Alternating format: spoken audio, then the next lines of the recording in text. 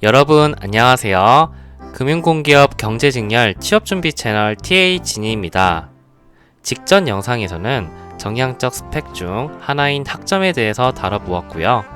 이번에는 정성적 스펙에 대해서 다뤄보고자 합니다. 여기서 정성적 스펙이란 대외활동, 공모전 등 학점과는 다르게 수치화할 수 없는 활동 경험을 의미하죠. 요즘까지는 블라인드 채용이 대세이다 보니 학점을 아예 입력하지 않은 곳도 늘어나고, 그러다 보니 대외활동, 공모전 등 자소서에서 작성할 수 있는 정성적 스펙이 좀 더 중요시되는 추세입니다. 정성적 스펙은 크게 공모전, 봉사활동이나 동아리 등 대외활동, 인턴 경력 등으로 나누어지는데, 이걸 각각 얼마나 쌓아둬야 하는지 처음에 준비할 때 많이 난감하시죠? 공모전 수상은 몇 개 해야 하나, 봉사활동은 몇 시간 해야 하나, 인턴 경력은 또 얼마나 있어야 하나, 생각만 해도 머리가 아프네요. 정성적 스펙은 얼마나 많이 쌓을지 보다는 어떻게 갖춰서 어필할지 빌드업을 짜는 것이 중요합니다. 빌드업을 짠다는 것은 나 자신의 가치관을 일관성 있게 보여주기 위해 내가 갖추고 있는 혹은 갖추게 될 정성적 스펙 간의 연결고리를 만들어가는 것을 의미하죠. 즉, 정성적 스펙은 많이 쌓아두는 것보다 스토리가 있어야 된다는 겁니다. 스토리가 있는 스펙들은 함께 모여 스토리가 있는 자기소개서가 되고, 결국 그 자기소개서를 쓴 구독자님은 스토리가 있는 지원자가 돼서 합격률을 높일 수 있습니다. 그러면 먼저 저의 합격 당시 정성적 스펙을 여러분들에게 공개하겠습니다. 저는 한국은행 통화정책 경시대회에서 서울지역 장려상 입상을 하였고, 2년 동안 증권 동아리에서 활동하면서 증권시장 분석 관련 논문 작성 및 학술제 행사를 진행하였습니다. 그리고 예금보험공사 인턴을 하였습니다. 이렇게 제 스펙을 들으신 소감이 어떠신가요? 누군가는 우와, 스펙 괜찮은데? 라고 할 수 있겠지만, 대부분 반응들이 그래서 어쩌라고, 이런 반응들이 대다수일 것 같습니다. 왜냐고요? 저는 그냥 열거만 했고, 이게 어떤 점을 어필할 수 있는지 여러분들에게 일관되게 호소하고 있지 않기 때문입니다. 이 영상을 보시는 구독자님들 중에 누가 봐도 정말 많은 대외활동 경력과 공모전 수상 경력, 그리고 인턴 경력을 가졌음에도 불구하고 서류 전형이나 면접에서 줄줄이 떨어지신 분들은 위에 언급한 문제점에 해당이 되시는지 다시 한번 생각해 보실 필요가 있습니다. 저기서 언급된 제 스펙보다 훨씬 뛰어난 스펙을 가지신 분들은 아마 금융공기업 지원자들 중에 널리고 널렸을 겁니다.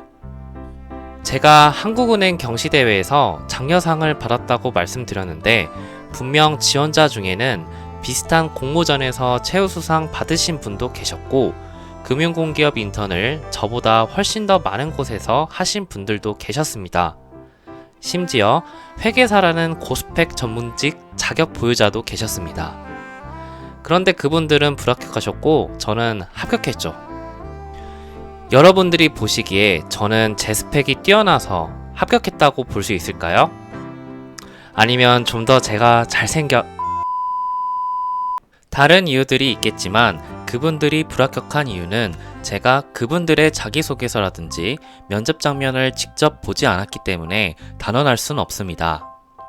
하지만 적어도 제가 합격한 이유는 저는 제가 가진 스펙을 기반으로 스토리텔링을 짜두었고, 이것을 자기소개서에서부터 일관되게 녹여냈기 때문이라 생각하며 여러분들에게 이 점을 강조드리고 싶습니다.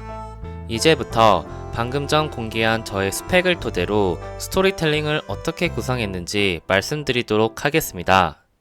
저는 금융 전문가가 되기 위해 경제분석 전문성을 갖추는 것이 중요하다고 판단하여 4인 1조로 팀을 구성해서 통화정책 경시대회를 준비하였습니다.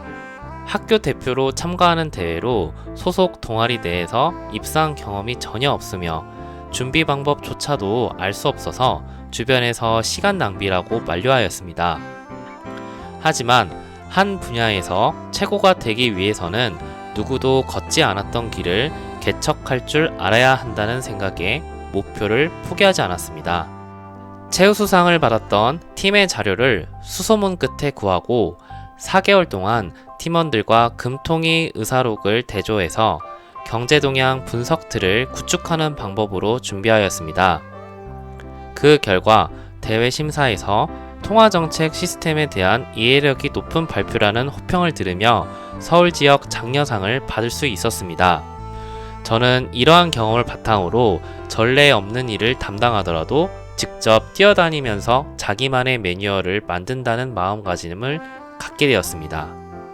경제분석 전문가를 목표로 공부한 것을 기반으로 인문지리 학회와의 연합 세미나에서 경제심리 변수가 부동산 시장에 미치는 영향이라는 주제의 팀 발표를 주도하였습니다. 컨텐츠의 참신성을 인정받아 교내 우수 동아리에 선정되는 성과를 얻었습니다. 발표에 대한 피드백을 통해 경제심리 변수가 금융상품에 대해서 심리적으로 어떻게 고려되는지에 대한 그런 내용이 부족하다는 한계점을 느꼈고, 이러한 한계점을 예금보험공사에서 통화정책 기조하에 예금보험 시스템 개선 방안이라는 주제로 인턴 발표를 하는 등 대외활동에서 실무 경험을 쌓는 방법으로 개선하였습니다. 자, 어떠신가요?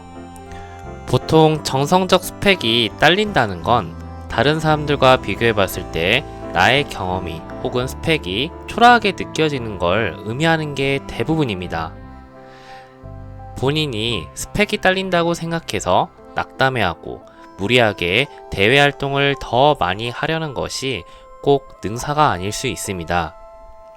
먼저 어떤 정성적 스펙을 쌓으려고 하는지 궁리하시기보다는 본인이 평소에 학교 밖에서 주로 어떤 활동을 했는지 한번 떠올려 보면서 그 활동들을 하나하나 열거해보고 하나의 스토리텔링으로 빌드업 해보는 시도가 중요합니다. 그렇게 빌드업 해보려고 했는데 중간에 잘 연결되어지지 않는 부분이 있다 라고 하신다면 그걸 연결해 줄 수 있는 대외 활동을 찾아보는 방법으로 정성적 스펙을 갖추신다면 어느 순간 여러분들도 금융공기업 합격 스펙을 갖추게 될 것입니다. 이번 영상은 여기까지 하겠습니다. 금융공기업 합격하는 그날까지 구독자님들 모두 아자아자 화이팅!